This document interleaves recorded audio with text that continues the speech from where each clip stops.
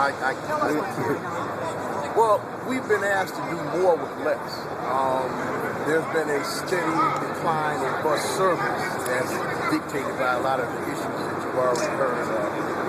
Reduction in revenue, reduction in manpower to actually fix the buses. The scheduling department has subsequently shortened the amount of time you had to move from one end to the other and reduce the time in the ends of the line, trying to mask the fact that you have fewer buses.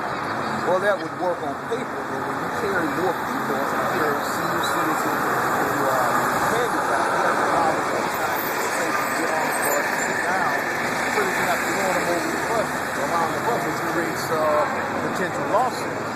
So you're moving slowly, carrying more people, so a lot of these passengers see buses go down the street 2 and 3 bunched together. Well, if you pick up a wheelchair passenger, you have to strap them in, that takes extra time. Seniors to get on and off the bus, kids to get on and off the bus, it takes more time. So it slows you down, you fall behind, the bus behind you subsequently catches up with you, and it becomes a ripple effect. Service inspectors used to be able to adjust lines, and most of them will tell you, candidly, that they really, one, they can't, they're not allowed to, and B, there's nothing to adjust. They can pull me out of the system and say, well, dump your people on this person and put you back where you're supposed to be. Fall behind again.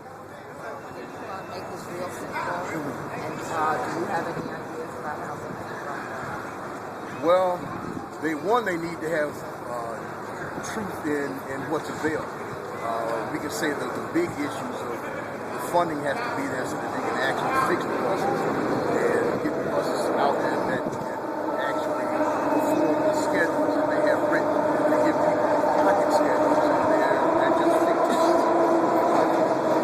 Dedicate more funds to actually getting buses fixed and have schedules that actually reflect the capacity of the system and actually perform those services.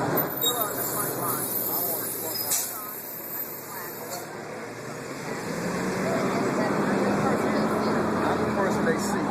And I guess my seniority has given me the capacity to work with the public a lot better than some of my newer drivers. It gets very frustrating, and you have to have very good skills to be able to deflect some of that anger. Some of us don't have those skills. The system doesn't train drivers in how to deal with a lot of those issues. So you have conflict.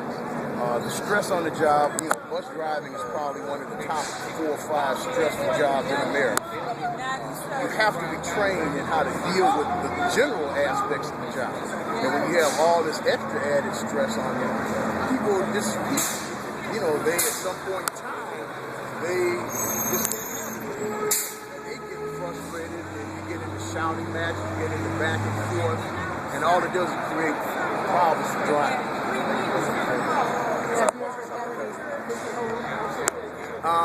No, not myself.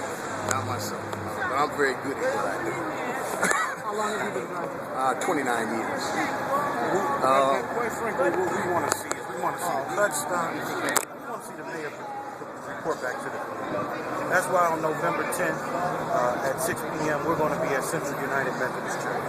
And we're going to be there and we're going to be looking for the mayor to show up and to answer to the community about why is it that these buses aren't running as they should.